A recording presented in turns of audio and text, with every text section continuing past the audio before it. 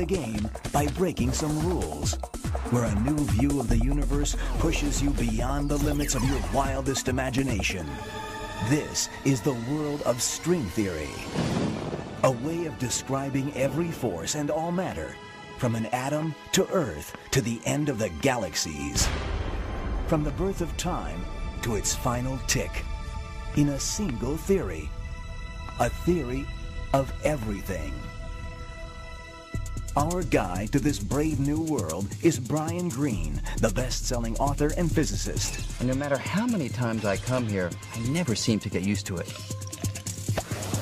Can he help us solve the greatest puzzle of modern physics? That our understanding of the universe is based on two sets of laws that don't agree. Resolving that contradiction eluded even Einstein, who made it his final quest. After decades, we may finally be on the verge of a breakthrough. The solution is strings. Tiny bits of energy vibrating like the strings on a cello. A cosmic symphony at the heart of all reality. But it comes at a price. Parallel universes and 11 dimensions, most of which you've never seen. We really may live in a universe with more dimensions than meet the eye. People who've said that there are extra dimensions of space have been labeled crackpots or people who are bananas. A mirage of science and mathematics? Or the ultimate theory of everything? If string theory fails to provide a testable prediction, then nobody should believe it. Is that a theory of physics or a philosophy? One thing that is certain is that string theory is already showing us that the universe may be a lot stranger than any of us ever imagined. Coming up tonight, the undeniable pull of strings. The atmosphere was electric. String theory goes through a revolution of its own. 5 different string theories. And reveals the new shape of things to come. Perhaps we live on a three-dimensional membrane. Our universe might be like a slice of bread. We're trapped on just a tiny slice of the higher dimensional universe. That's actually a problem. Watch The Elegant Universe right now.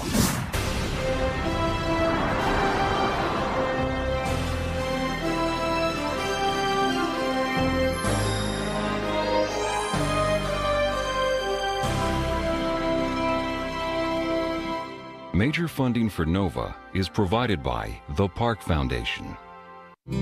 We see 400 employees in 3 years. At Microsoft, your potential inspires us to create software that helps you reach it. Your potential, our passion. Science. It's given us the framework to help make wireless communications clear. Sprint is proud to support NOVA. Funding for the Elegant Universe is provided by the Alfred P. Sloan Foundation to enhance public understanding of science and technology. And by the National Science Foundation, America's investment in the future. Additional funding is provided by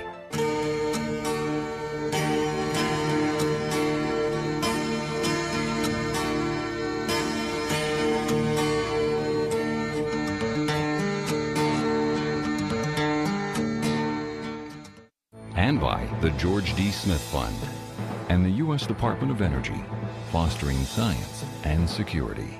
Major funding for NOVA is also provided by the Corporation for Public Broadcasting and viewers like you. Thank you.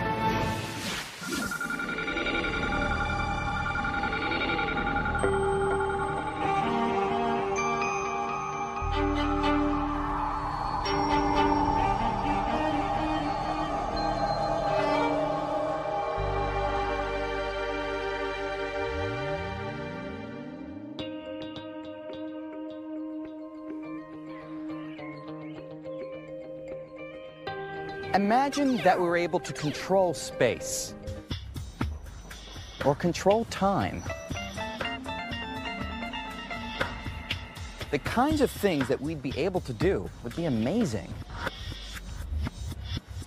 I might be able to go from here to here, to here, to here, and over to here in only an instant. Now, we all think that this kind of trip would be impossible, and it probably is. But in the last few years, our ideas about the true nature of space and time have been going through some changes, and things that used to seem like science fiction are looking not so far-fetched.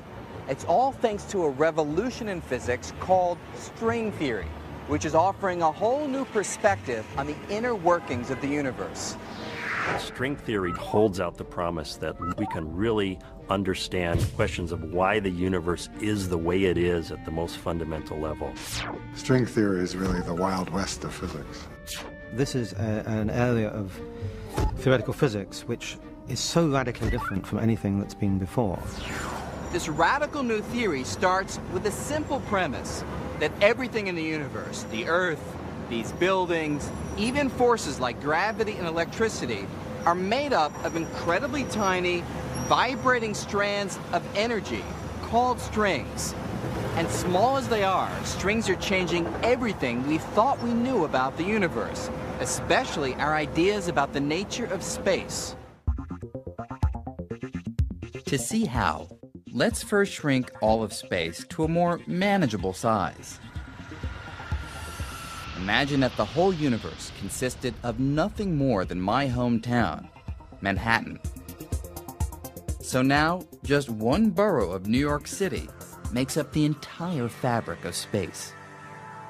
And just for kicks, let's also imagine that I'm the CEO of a large corporation with offices on Wall Street.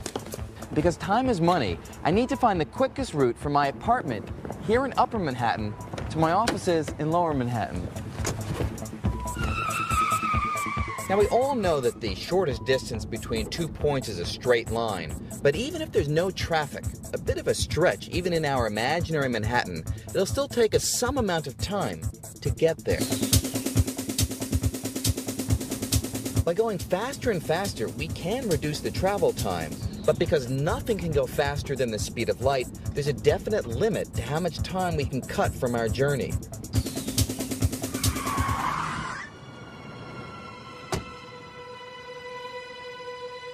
This Manhattan universe fits with an old, classical vision of space. Basically, a flat grid that's static and unchanging. But when Albert Einstein looked at the fabric of space, he saw something completely different. He said that space wasn't static. It could warp and stretch. And there could even be unusual structures of space, called wormholes. A wormhole is a bridge or a tunnel that can link distant regions of space. In effect, a cosmic shortcut. In this kind of universe, my commute would be a New Yorker's dream. But there's a hitch. To create a wormhole, you've got to rip or tear a hole in the fabric of space. But can the fabric of space really rip? Can this first step toward forming a wormhole actually happen? Well, you can't answer these questions on an empty stomach.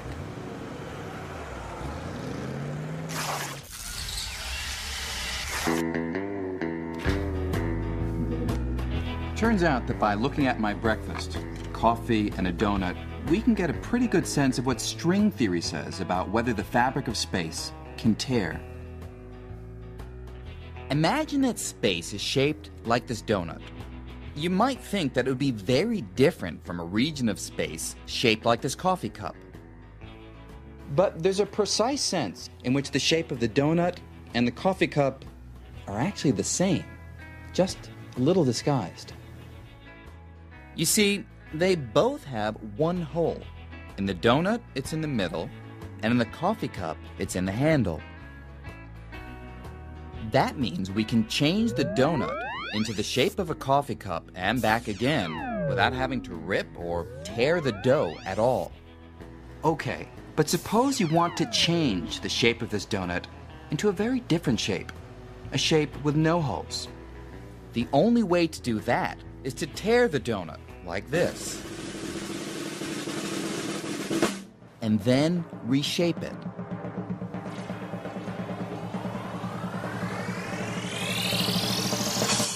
Unfortunately, according to Einstein's laws, this is impossible. They say that space can stretch and warp, but it cannot rip. Wormholes might exist somewhere fully formed, but you could not rip space to create a new one over Manhattan or anywhere else. In other words, I can't take a wormhole to work. But now, string theory is giving us a whole new perspective on space, and it's showing us that Einstein wasn't always right. To see how, let's take a much closer look at the spatial fabric. If we could shrink down to about 1/millionth of a billionth of our normal size, we'd enter the world of quantum mechanics. The laws that control how atoms behave. It's the world of light and electricity and everything else that operates at the smallest of scales. Here, the fabric of space is random and chaotic. Rips and tears might be commonplace. But if they were, what would stop a rip in the fabric of space from creating a cosmic catastrophe? Well, this is where the power of strings comes in. Strings calm the chaos. And as a single string dances through space, it sweeps out a tube. The tube can act like a bubble that surrounds the tear, a protective shield with profound implications. Strings actually make it possible for space to rip. Which means that space is far more dynamic and changeable than even Albert Einstein thought. So, does that mean that wormholes are possible? Will I ever be able to take a stroll on Everest? Grab a baguette in Paris? And still make it back to New York in time for my morning meeting? It would be kind of cool, though it's still a very distant possibility. But one thing that is certain is that string theory is already showing us that the universe may be a lot stranger than any of us ever imagined. For example, string theory says we're surrounded by hidden dimensions, mysterious places beyond the familiar three-dimensional space we know. People who've said that there are extra dimensions of space have been labeled as, crackpots or people who are bananas. I mean, what do you think there are extra dimensions? Well, string theory really predicts it. What we think of as our universe could just be one small part of something much bigger. Perhaps we live on a membrane, a three-dimensional membrane that floats inside a higher dimensional space. There could be entire worlds right next to us, but completely invisible. These other worlds would, in a very literal sense, be parallel universes. This isn't a particularly exotic or strange notion. No wonder physics students are lining up to explore the strange world of string theory. String theory is very active. Things are happening. There are a lot of people doing it. Most of the young kids, given the choice, at a ratio of something like 10 to 1, they will go into string theory. But strings weren't always this popular.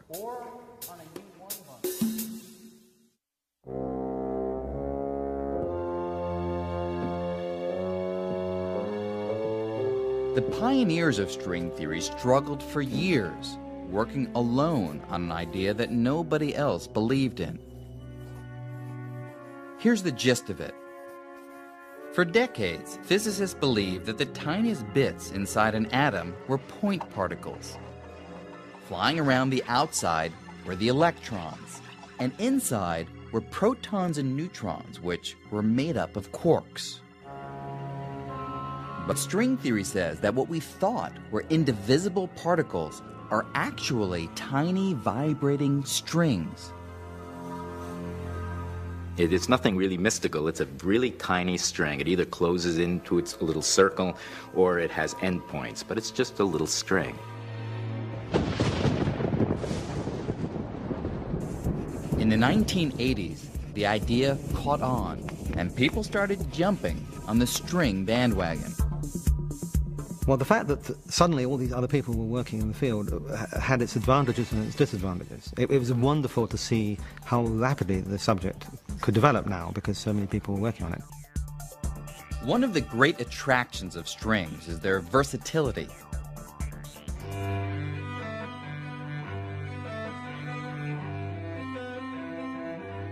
Just as the strings on a cello can vibrate at different frequencies, making all the individual musical notes, in the same way, the tiny strings of string theory vibrate and dance in different patterns, creating all the fundamental particles of nature. If this view is right, then put them all together and we get the grand and beautiful symphony that is our universe. What's really exciting about this is that it offers an amazing possibility. If we could only master the rhythms of strings, then we'd stand a good chance of explaining all the matter and all the forces of nature, from the tiniest subatomic particles to the galaxies of outer space.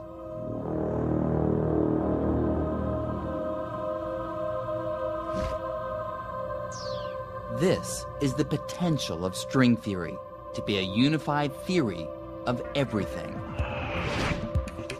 But at first sight, in our enthusiasm for this idea, we seem to have gone too far.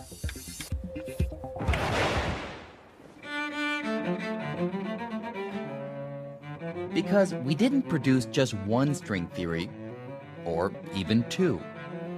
We somehow managed to come up with 5. 5 different string theories, each competing for the title of the theory of everything. And if there's going to be the fundamental theory of nature, there ought to be one of them. I suppose a number of string theorists thought, oh, that's fantastic, that's wonderful, and maybe one of these will end up being the right theory of the world. And yet there must have been a little nagging voice at the back of their head that said, well, why are there 5? With 5 competing players, the stage of string theory was looking a little crowded. The 5 theories had many things in common. For example, they all involved vibrating strings, but their mathematical details appeared to be quite different. Frankly, it was embarrassing. How could this unified theory of everything come in 5 different flavors? This was a case where more was definitely less. But then, something remarkable happened. This is Ed Witten. He's widely regarded as one of the world's greatest living physicists, perhaps even Einstein's successor. Ed Witten is a very special person in the field. He clearly has a grasp, particularly of the underlying mathematical principles, which is far greater than most other people. Well, you know, we all think we're very smart, and he's so much smarter than the rest of us. In 1995, string theorists from all over the world gathered at the University of Southern California for their annual conference. Ed Witten showed up at Strings 95 and rocked their world. I was really trying to think of something that would be significant for the occasion. And actually, since 5 string theories was too many, I thought I would try to get rid of some of them.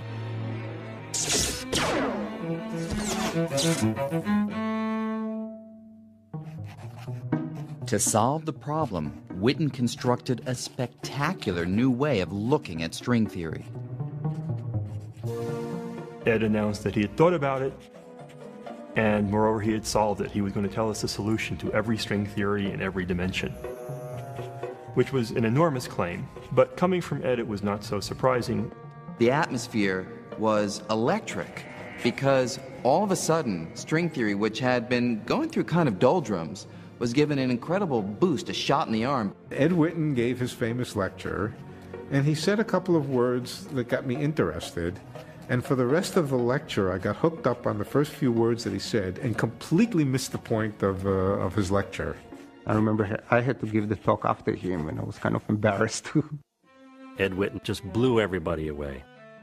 Ed Witten blew everybody away because he provided a completely new perspective on string theory.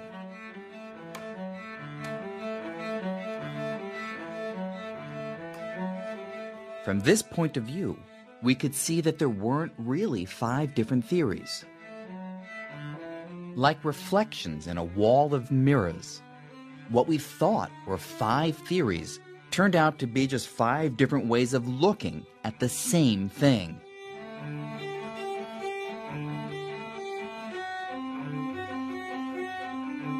String theory was unified at last. Witten's work sparked a breakthrough so revolutionary that it was given its own name, M theory, although no one really knows what the M stands for. What is the M for? M theory. M theory. M theory. M theory. The M theory. M theory is a theory. I don't actually know what the M stands for. Well, the M has... I've heard many descriptions. Mystery theory, magic theory. It's the mother theory. Matrix theory. Monstrous theory. I don't know what Ed meant. M stands for magic, mystery, or matrix, according to taste. I suspect that the M is an upside-down W for Witten. Some cynics have occasionally suggested that M may also stand for murky, because our level of understanding of the theory is in fact so primitive. Maybe I shouldn't have told you that one. Whatever the name, it was a bombshell. Suddenly, everything was different.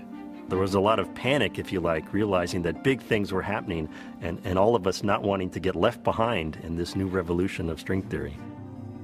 After Witten's talk, there was renewed hope that this one theory could be the theory to explain everything in the universe. But there was also a price to pay. Before M theory, strings seemed to operate in a world with 10 dimensions. These included 1 dimension of time, the 3 familiar space dimensions, as well as 6 extra dimensions, curled up so tiny that they're completely invisible. Well, we think these extra dimensions exist because they come out of the equations of string theory. Strings need to move in more than 3 dimensions. And that was a shock to everybody, but then we learned to live with it. But M theory would go even further, demanding yet another spatial dimension, bringing the grand total to 11 dimensions. We know that there have to be 11 dimensions for this theory to make sense. So there must be 11 dimensions. We only see 3 plus 1 of them. How is that possible? For most of us, it's virtually impossible to picture the extra higher dimensions. I can't. And it's not surprising. Our brains evolved sensing just the 3 spatial dimensions of everyday experience. So, how can we get a feel for them? One way is to go to the movies.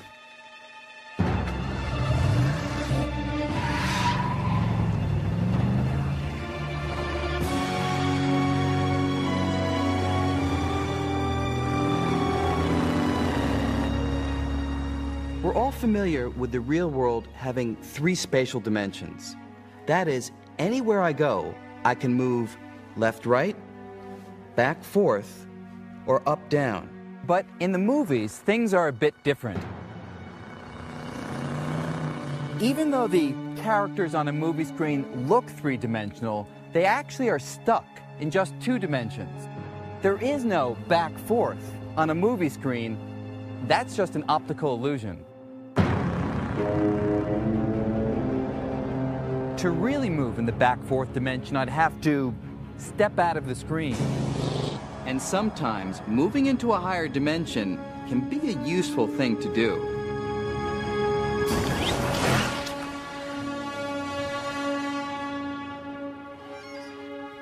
So, dimensions all have to do with the independent directions in which you can move.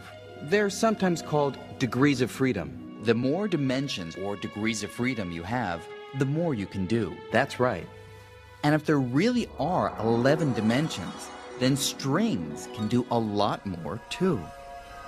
People found fairly soon that there were objects that lived in these theories, which weren't just strings, but were larger than that. They actually looked like membranes or surfaces.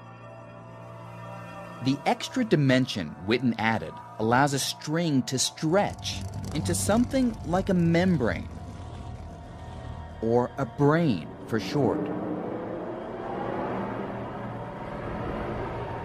A brain could be 3-dimensional, or even more. And with enough energy, a brain could grow to an enormous size, perhaps even as large as a universe. This was a revolution in string theory. String theory has gotten much more baroque. I mean, now there are not only strings, there are membranes. People go on calling this string theory, but the string theorists are not sure it really is a theory of strings anymore. The existence of giant membranes and extra dimensions would open up a startling new possibility. That our whole universe is living on a membrane inside a much larger, higher dimensional space. It's almost as if we were living inside a loaf of bread.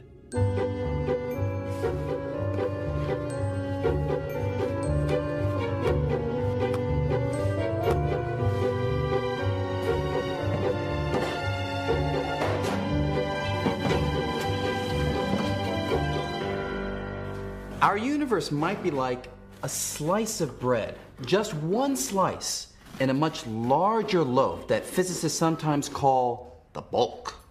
And if these ideas are right, the bulk may have other slices, other universes, that are right next to ours. In effect, parallel universes. Not only would our universe be nothing special, but we could have a lot of neighbors. Some of them could resemble our universe. They might have matter and planets and, who knows, maybe even beings of a sort. Others could certainly be a lot stranger. They might be ruled by completely different laws of physics. Now, all of these other universes would exist within the extra dimensions of M-theory, dimensions that are all around us. Some even say they might be right next to us, less than a millimeter away. But if that's true, why can't I see them or touch them? If you have a brain living in a higher dimensional space and your particles, your atoms, cannot get off the brain, it's like trying to reach out, but you can't touch anything. It might as well be on the other end of the universe. And it's a very powerful idea, because if it's right, it means that our whole picture of the universe is clouded by the fact that we're trapped on just a tiny slice of the higher dimensional universe. It is a powerful idea, especially because it may help solve one of the great mysteries of modern science. It has to do with gravity. It's been more than 300 years since Isaac Newton came up with the universal law of gravity, inspired, as the story goes, by seeing an apple fall from a tree. Today it seems obvious that gravity is a powerful force.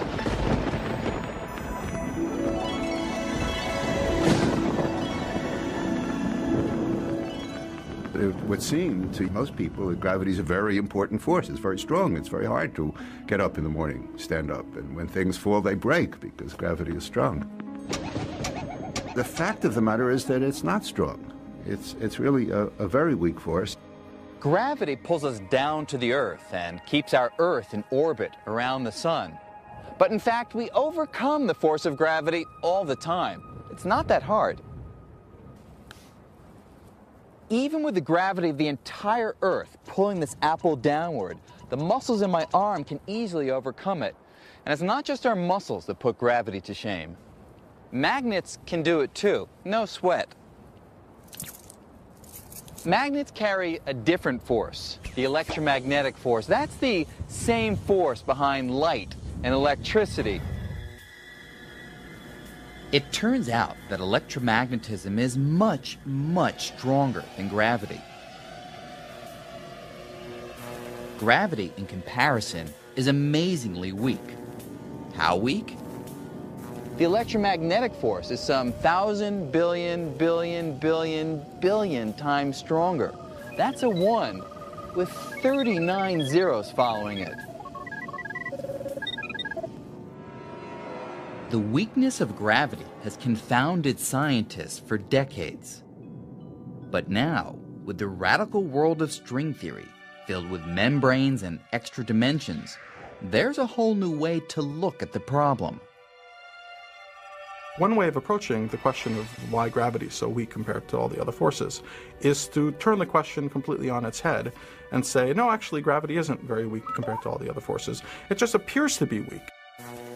It may be that gravity is actually just as strong as electromagnetism, but for some reason, we can't feel its strength.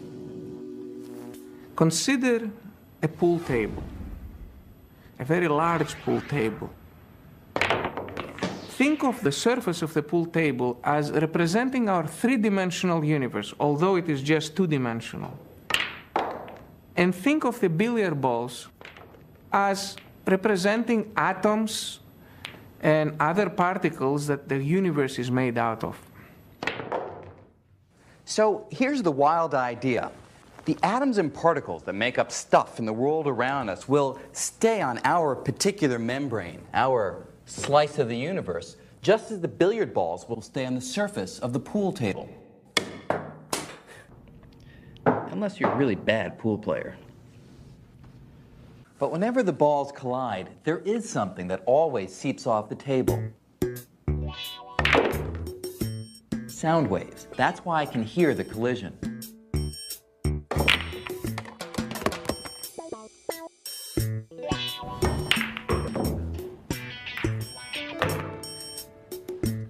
Now, the idea is that gravity might be like the sound waves. It might not be confined to our membrane. It might be able to seep off our part of the universe.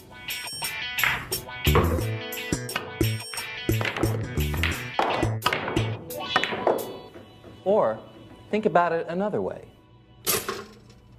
Instead of pool tables, let's go back to bread. Imagine that our universe is like this slice of toast, and that you and me and all of matter, light itself, everything we see is like jelly. Now, jelly can move freely on the surface of the toast, but otherwise it's stuck. It can't leave the surface itself.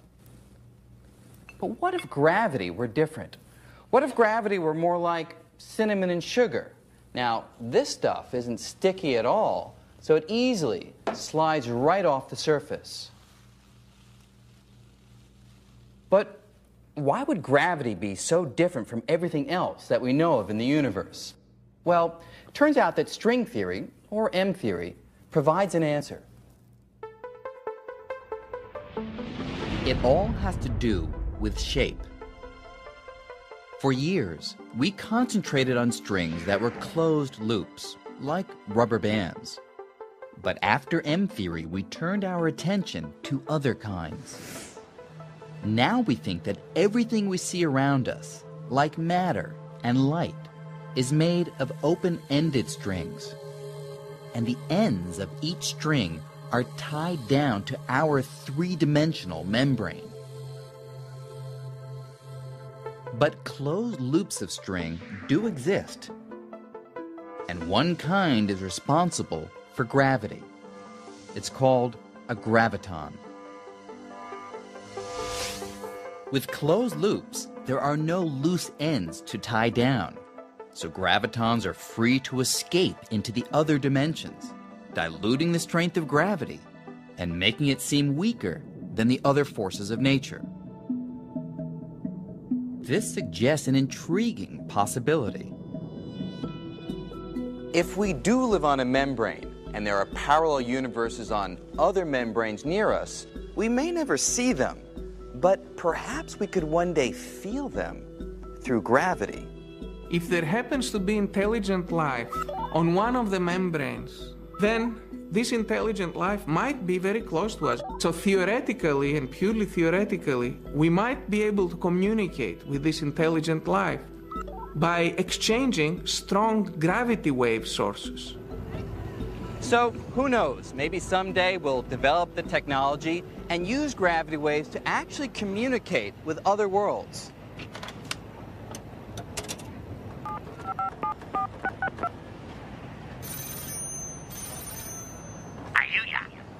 Yeah, hey, it's Brian. How you doing? Brian, Simpsons. We don't really know if parallel universes could have a real impact on us. But there is one very controversial idea which said they've already played a major role. In fact, it gives them credit for our existence. As the classic story goes, the vast universe we see today was once extremely small, unimaginably small. Then, suddenly, it got bigger. A lot bigger during the dramatic event known as the Big Bang. The Big Bang stretched the fabric of space and set off the chain of events that brought us to the universe we know and love today. But there's always been a couple of problems with the Big Bang theory. First, when you squeeze the entire universe into an infinitesimally small but stupendously dense package, at a certain point, our laws of physics simply break down. They just don't make sense anymore. The formulas we use start giving answers that are nonsensical. We find total disaster. Everything breaks down, and we're stuck. And on top of this, there's the bang itself. What exactly is that? That's actually a problem. Classic form of the Big Bang theory really says nothing about what banged, what happened before it banged, or what caused it to bang. Refinements to the Big Bang theory do suggest explanations for the bang, but none of them turn the clock back completely to the moment when everything started. Most people come at this with the naive notion that there was a beginning, that somehow space and time emerged from nothingness into somethingness. Well, I don't know about you, but I don't like nothing. Do I really believe that the universe was a big bang out of nothing? And I'm not a philosopher, so I won't say, but I can imagine to a philosopher that is a problem. But to a physicist, I think it's also a problem. Everyone admits there are problems. The question is, can string theory solve them? Some string theorists have suggested that the Big Bang wasn't the beginning at all, that the universe could have existed long before, even forever. Not everyone is comfortable with the idea. I actually find it rather unattractive to think about a universe without a beginning. It seems to me that a universe without a beginning is also a universe without an explanation. So what is the explanation? What if string theory is right, and we're all living on a giant membrane inside a higher dimensional space? One of the ideas in string theory that was particularly striking to me and suggested perhaps a new direction for cosmology is the idea of brains and the idea of brains moving in extra dimensions. Some scientists have proposed that the answer to the Big Bang riddle lies in the movements of these giant brains. It's so simple. Here's a brain on which we live, and here's another brain floating in the higher dimension. There's absolutely nothing difficult about imagining that these collide with each other. According to this idea, sometime before the Big Bang, two brains carrying parallel universes began drifting toward each other. Until all of that energy has to go somewhere. Where does it go? It goes into the Big Bang. It creates the expansion that we see, and it heats up all the particles in the universe in this big fiery mass. As if this weren't weird enough, the proponents of this idea make another radical claim. The Big Bang was not a special event.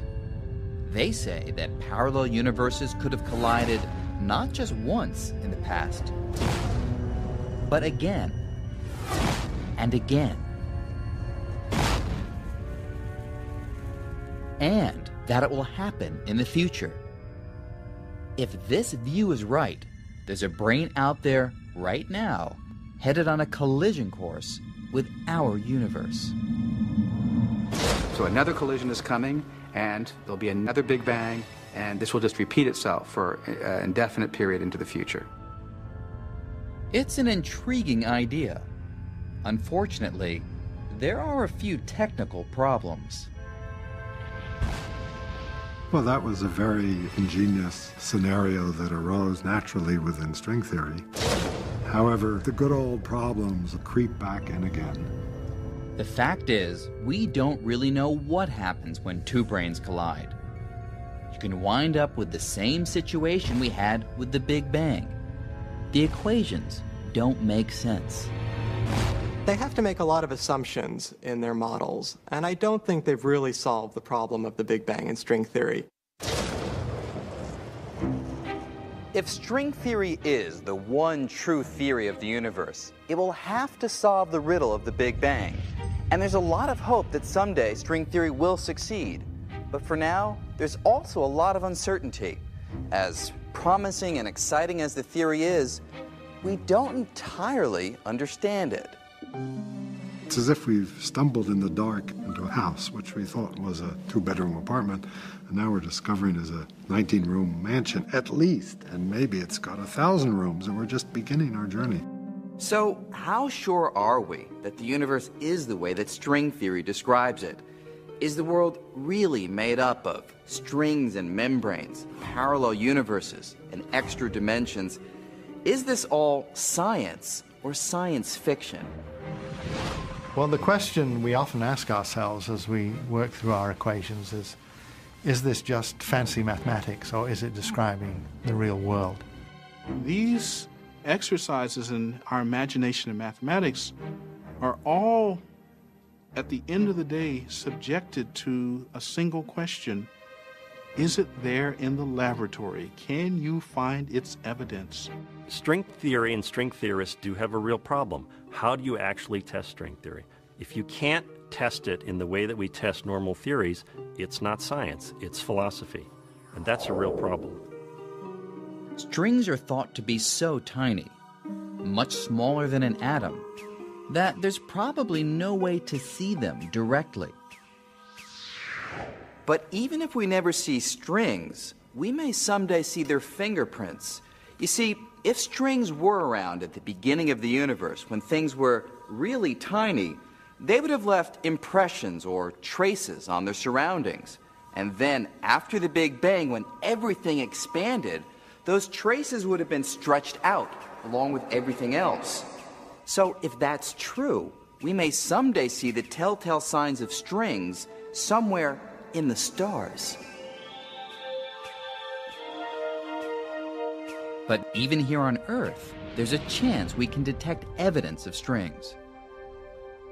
This pasture in Illinois serves as command central for a lot of this research.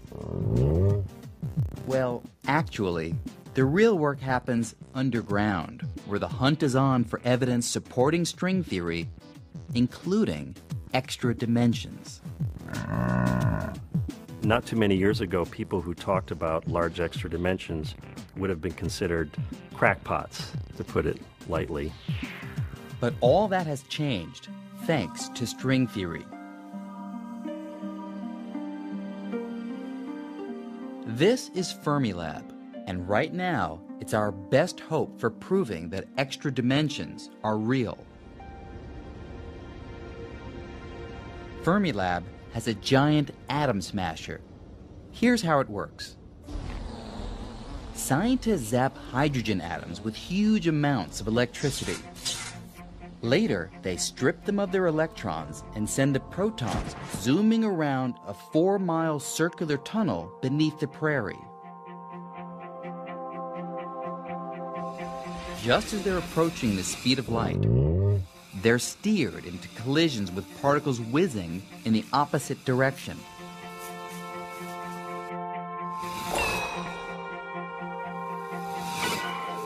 Most collisions are just glancing blows, but occasionally there's a direct hit. The result is a shower of unusual subatomic particles. The hope is that among these particles will be a tiny unit of gravity, the graviton. Gravitons, according to string theory, are closed loops, so they can float off into the extra dimensions. The grand prize would be a snapshot of a graviton at the moment of escape. And then the graviton goes to the extra dimension, and then it shows in the detector by its absence. You see it by its absence. Unfortunately, Fermilab hasn't yet seen the vanishing graviton. And the pressure is on, because another team is hot on the same trail.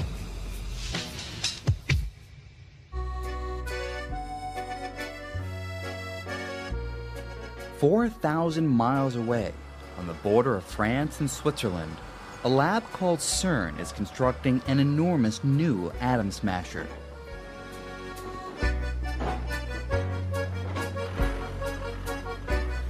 When it's finished, it will be 7 times more powerful than Fermilab's. There's a great sense of urgency that every minute has to count, but eventually CERN, our rival laboratory, will, frankly, blow us out of the water. CERN will blow Fermilab out of the water not only in the search for extra dimensions, but other wild ideas. At the top of the to-do list for both labs is the hunt for something called supersymmetry. That's a central prediction of string theory, and it says in a nutshell that for every subatomic particle we're familiar with, like electrons, photons, and gravitons, there should also be a much heavier partner called a sparticle, which so far no one has ever seen. Now, because string theory says sparticles should exist, finding them is a major priority. So it's a big discovery to find supersymmetry. That's a humongous discovery, and I think it's a bigger discovery to find supersymmetry than to find life on Mars. If we were to hear tomorrow that supersymmetry was discovered, there would be parties all over the planet. The problem is, if they exist, the sparticles of supersymmetry are probably incredibly heavy. So heavy that they may not be detected with today's atom smashers. The new facility at CERN will have the best chance once it's up and running in several years. But that won't stop the folks at Fermilab from trying to find them first. The competition is friendly and fierce at the same time. We're competing like bad dogs, essentially. And it has always been like that, and it will always be like that. We have to make sure that we don't make any mistakes, that we do absolutely the best we can do with these experiments, and take advantage of what is really one of the great golden opportunities for discovery. If we do find sparticles, it won't prove string theory, but it will be really strong circumstantial evidence that we're on the right track. Over the next 10 to 20 years, the new generation of atom smashers is sure to uncover surprising truths about the nature of our universe. But will it be the universe predicted by string theory? What if we don't find sparticles or extra dimensions?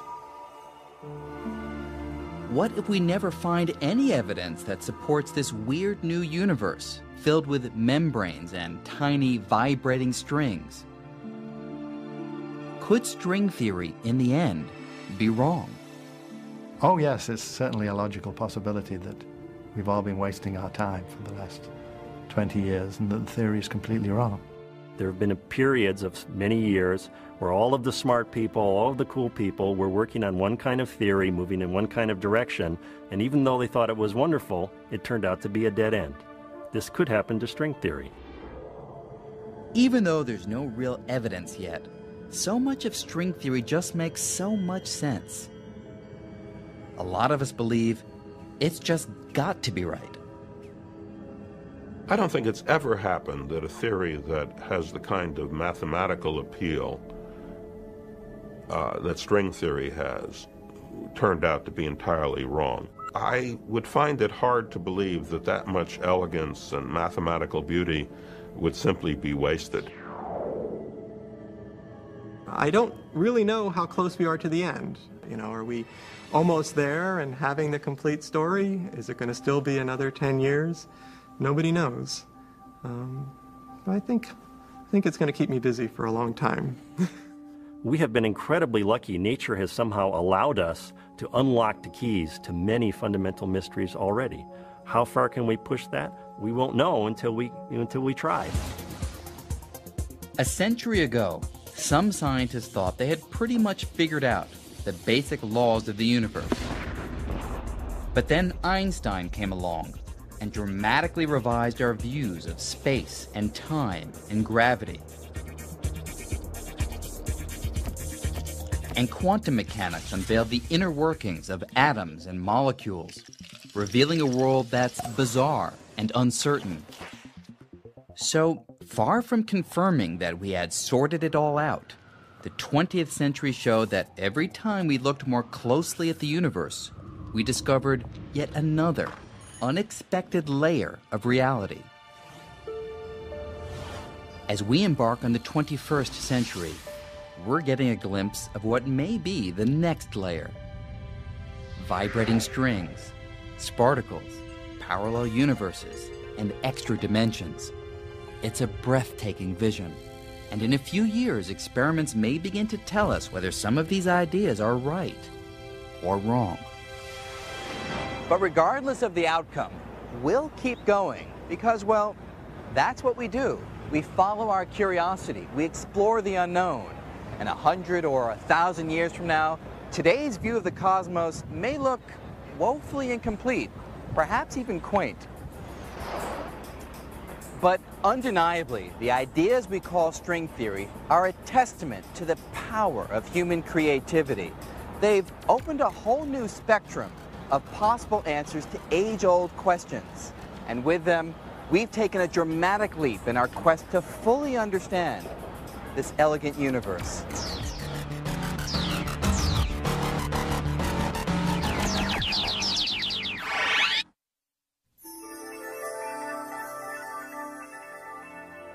On NOVA's website, go behind the scenes with Brian Greene. Journey into the subatomic world. Play with strings.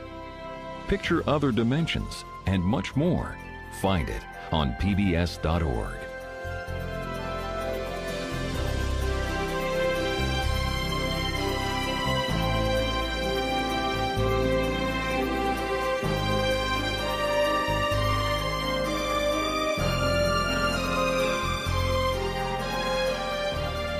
To order this program on VHS or DVD, or the book The Elegant Universe, please call WGBH Boston Video at 1-800-255-9424.